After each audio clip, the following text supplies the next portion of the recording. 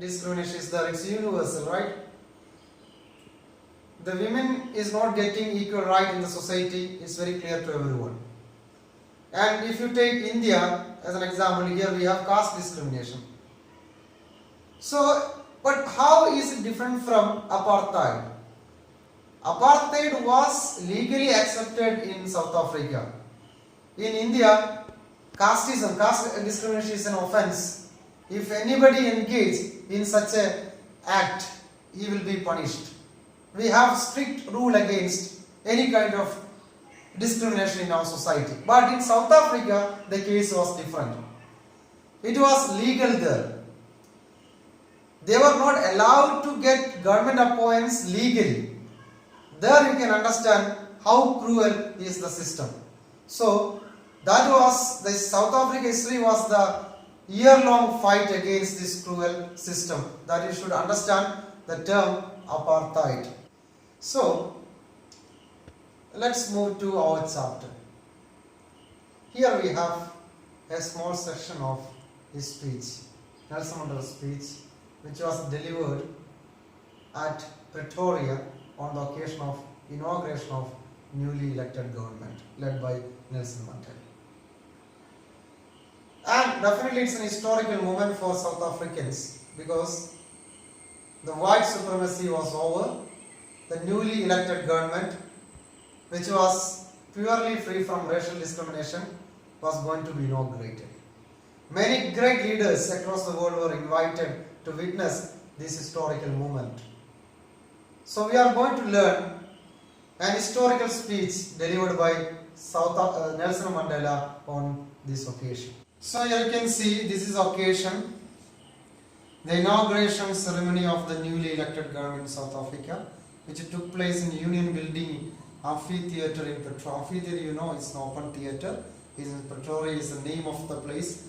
It's very important is it was attended by politicians and dignitaries from more than 140 countries around the world. So we know the importance of this occasion. And it was an historic occasion. Many people gathered there and new South Africa was born there. The year-long racial discrimination was defeated and it led to the birth of a new nation which was free from racial discrimination. So here you can see an image of people celebrating the victory over white supremacy. And you know what is speciality of this photograph is that we can see even white people among the masses. What does it mean to you?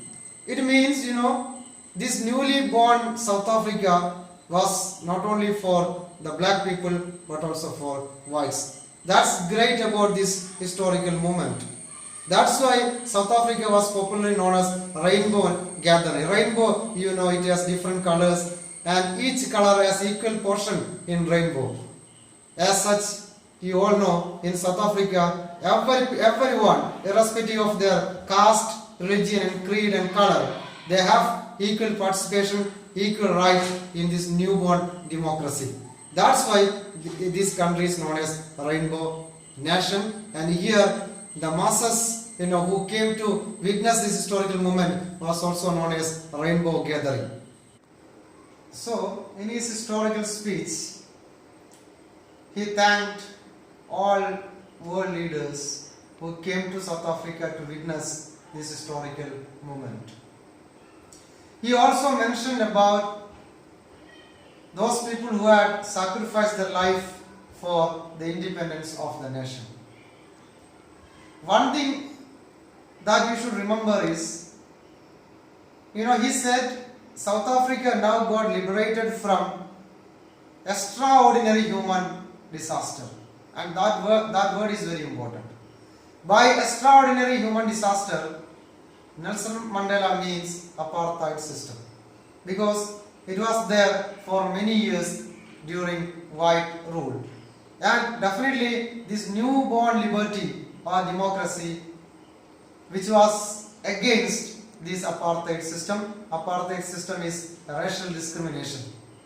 And next he said, we pledge ourselves to liberate our people from bondage of poverty, suffering, gender and other types of discrimination. And we all know that when a country was born against this apartheid system, definitely they may have new challenges in new democracy, right? So in coming years, our duty is to fight against the new challenges like gender and other types of discrimination, and we have to fight and defeat poverty and other types of problems in our society. And one thing he refers is very important also, and he refers this victory as a glorious human achievement, because as you all know, apartheid is a very cruel system. We cannot see anywhere in the world. That's why he termed it as a glorious human achievement. So here on the screen you can see two national anthems are here. One is of whites and another one is of blacks. And it may be difficult for you to pronounce this word because it's not in English, right? But you can note it somewhere and you can search it in YouTube. It's very beautiful national anthems, right? So this is very important that you should remember the only nation in the world which has two national anthems is South Africa. So in the speech he said that it requires such depths of oppression to create such heights of character. This is very important observation by Nelson Mandela, by which he tries to illustrate this by giving examples of great heroes of South Africa, right? The people of South Africa had undergone very terrible time that time, especially during white rule. Many people sacrificed their life for the independence of the nation. So here, by this sentence, he refers that the many heroes, great heroes of Africa who sacrificed their lives in the long freedom struggle. You can see, many people who have sacrificed their life for the independence of South Africa, including Oliver Tambo, Yusuf Dado, Graham Pfister. Many people are there, they sacrificed everything for the freedom of their nation.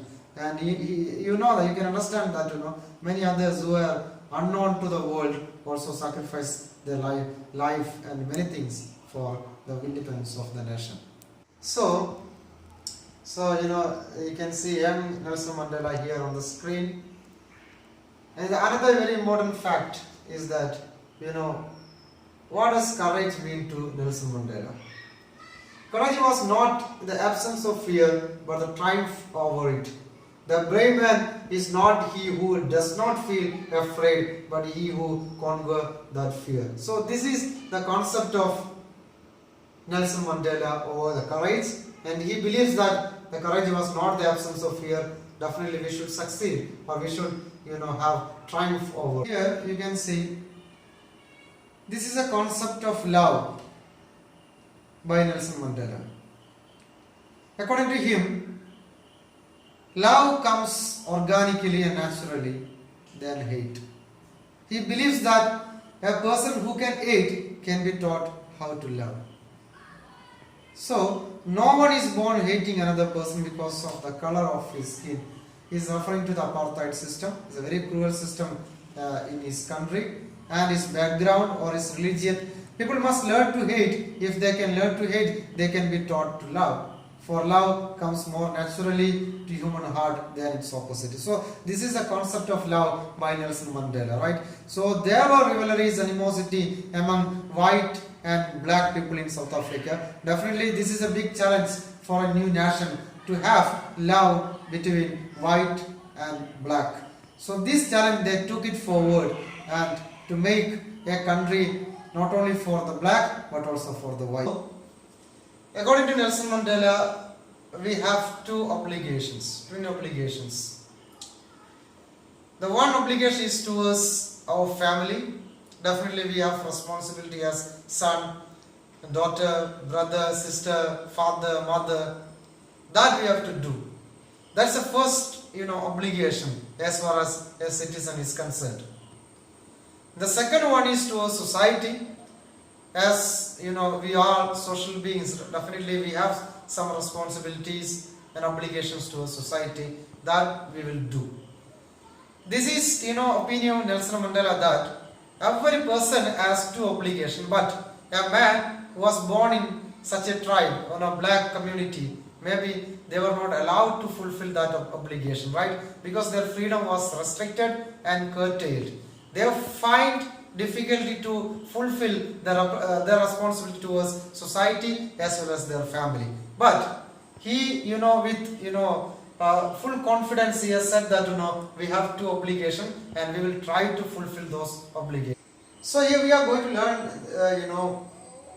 what is the understanding of freedom by Nelson Mandela. When he was a boy, he was a child, he thought he had complete liberty, complete freedom, because he could swim in the river, he could run in the field, he can play in the ground. So he thought that nobody had restricted my freedom. I am completely free man, free child. But when he became a young man, when he joined in college, then he understood his freedom was already taken by someone. He couldn't move freely in the cities. He couldn't read the book he wanted to. He couldn't go the places he wished to go. It means that his freedom was already taken. So being a black man, he was not getting the actual freedom in the society. So here, there you can understand a kind of transformation of freedom from childhood to youth. Earlier he thought the freedom was there with everyone. But when he became young, he understood his freedom was curtailed. Then later on, when he observed the society very closely, he came to know that many others also were restricted freedom. After that, he became a very determined person and joined African National Congress and led a long fight against this discrimination. So here you can see, as a child, Mandela didn't hunger for liberty because he thought he was born free. He believed he was free in any way as long as he obeyed his father and abided by his tribe's customs. But as an adolescent, he had certain needs, and as a young man, he had other needs. Gradually, he discovered during his boyhood that he was selfish. He gradually understood that it is not just his freedom that is being curtailed, but the emancipation of all. So, dear students, I have touched very important parts of the lesson, but it is not elaborate. So, it's up to you. You should read the lesson and try to comprehend and understand the importance of Nelson Mandela in South African history. So the very important points I want to tell you again, that what was the occasion? This is a very important question. The occasion was the inauguration of newly elected government, which was held in amphitheatre in Pretoria. And second important point in the lesson is rainbow gathering. Why this gathering of the blacks and whites to witness this inaugural function is known as rainbow gathering? Because in rainbow, every color has equal part. In this newborn liberty, newborn democracy, everyone, irrespective of their caste and creed and religion, have equal right. Next is, he has mentioned name of some great freedom fighters who had sacrificed their life for the freedom. That's why he had mentioned that it requires, height of depression, depth of depression, which creates heights of character. Next is about the obligation that he has. One is to a society and this is to his family. Then the last is about the concept of freedom. Definitely, he could understand his freedom was curtailed by white rule. So he decided to join Indian African National Congress and led a fight against this apartheid system. So I'm going to wind up my class. I hope you have understood the lesson, and for your better understanding, you should read it again at your home.